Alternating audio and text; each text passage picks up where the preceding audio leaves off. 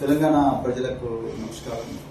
ఈరోజు నన్ను అదేవిధంగా కొడంగల్ మాజీ శాసనసభ్యులు శ్రీ పట్నం నరేందర్ రెడ్డి గారిని మిగతా బీఆర్ఎస్ నాయకులను షాబాద్లో జరిగిన అత్యంత దారుణమైన హత్యలకు సంబంధించి బాధితులను పరామర్శించుదామని వెళ్తుంటే మమ్మల్ని అరెస్ట్ చేశారు. అదేవిధంగా మాజీ హోంశాఖ మంత్రి, అదేవిధంగా మాజీ గిరిజన సంక్షేమ శాఖ మంత్రి సవితా ఇంద్రారెడ్డి గారిని, సత్యవతి రాథోడ్ గారిని కూడా చేవెళ్ల దగ్గర పోలీసులు అరెస్ట్ చేశారు. ఇలా పెద్ద ఎత్తున ప్రజలు షాబాద్ పోలీస్ స్టేషన్ ఎదురుగా ధర్నా చేస్తున్నారు, వేల సంఖ్యలో.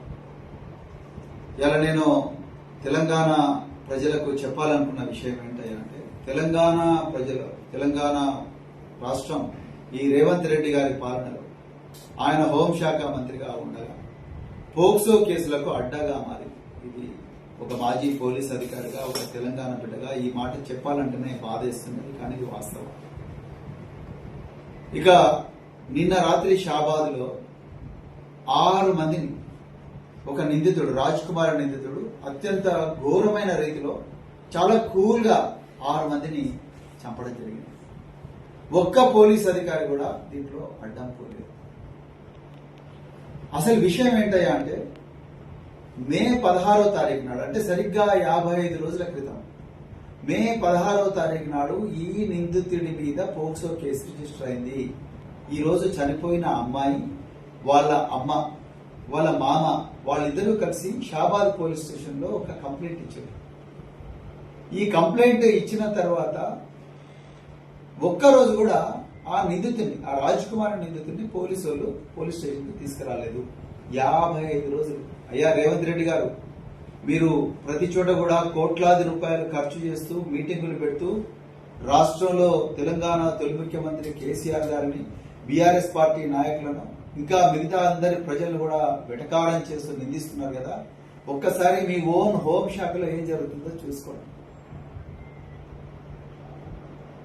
55 రోజులు ఒక నిందితుడిని మీరు అరెస్ట్ చేయకుండా ఉంటే, ఆ బాధితురాలి తల్లిదండ్రులు, ఆ బాధితురాలి ముఖ్యంగా తండ్రి, ఆ బాధితురాలి తల్లి, అదేవిధంగా వాళ్ళ మామ ఇద్దరు కలిసి పోలీస్ స్టేషన్ కు 4-5 సార్లు పోయి కూడా ఎందుకు సార్ వాడిని తీసుకురావడం లేదు, వాడు ఎట్లయినా మమ్మల్ని చంపుతాడు అని చెప్పి బాధ వెళ్ళగక్కినా కూడా మీ మనసు కరగలేదు, మీ పోలీసుల మనసు కరగలేదు.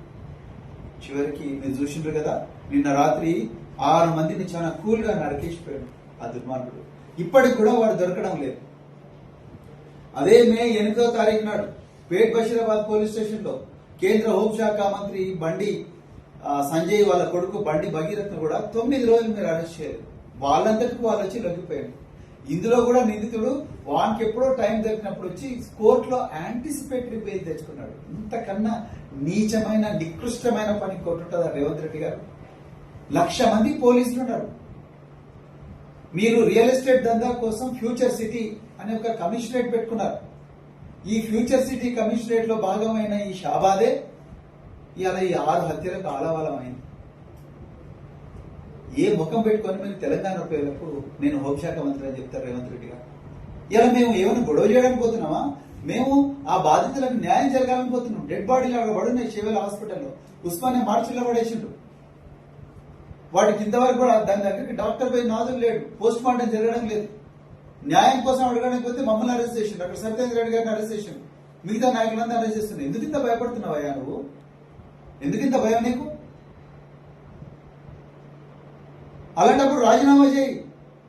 హోంశాఖ మంత్రిగా పెట్టుకొని ఇంత ఘోరంగా పోక్సో నిందితులకు బెయిల్ దొరుకుతా ఉంటే, వాడు యాంటిసిపేటరీ బెయిల్ తెచ్చుకున్నాడు, వచ్చి చంపేసిండు కూల్ గా. నేను చంపుతాను బాజాప్తా చెప్పి చంపిండు వాడు. ఏ యాక్షన్ తీసుకున్నారు మీరు పోలీసుల మీద? మీరు 55 రోజులు ఏం రివ్యూ చేసిండ్రు? ముఖ్యమంత్రి గారు, మీ డీజీపీ ఏం రివ్యూ చేసిండు? మీ కమిషనర్ ఏం రివ్యూ చేసిండు? మీ రియల్ ఎస్టేట్ దందాలకు రక్షణ ఇవ్వడం తప్ప ఎక్కడుంది ప్రజల ప్రాణాలకు రక్షణ? తెలంగాణ ప్రజలారా, ఇది చాలా సీరియస్ వ్యవహారం. ఆ నిందితుడు ఇప్పటికి కూడా పరారీలో ఉన్నాడు. వాడిని ఇంతవరకు పట్టుకోలేదు ఈ పోలీసులు. 55 రోజుల నుంచి పట్టుకోలేదు, ఇప్పుడు కూడా పట్టుకోలేదు. 6 మందిని చంపాడు వాడు. మన ప్రాణాలు మనమే కాపాడుకోవాలి మిత్రులారా. ఈ పోలీసులతో కాదని చాలా క్లియర్ గా తెలిసిపోయింది.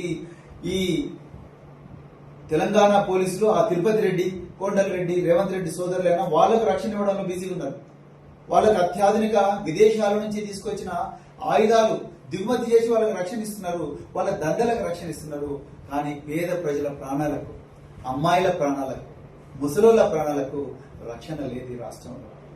తప్పకుండా దీన్ని మేము ఖండిస్తున్నాం. సబితా రెడ్డి గారిని వెంటనే వదిలేయాలి, సత్యవతి రాథోడ్ గారిని వదిలేయాలి, మమ్మల్ని కూడా వదిలేయాలి. మేము పోయి మమ్మల్ని షాబాద్ లో మేము ప్రజలతో కలవాలి. మమ్మల్ని వదిలేసేదంటే మేము ఇంట్లోకి వెళ్ళి బయటకెళ్ళాలి. జై తెలంగాణ, జై కేసీఆర్.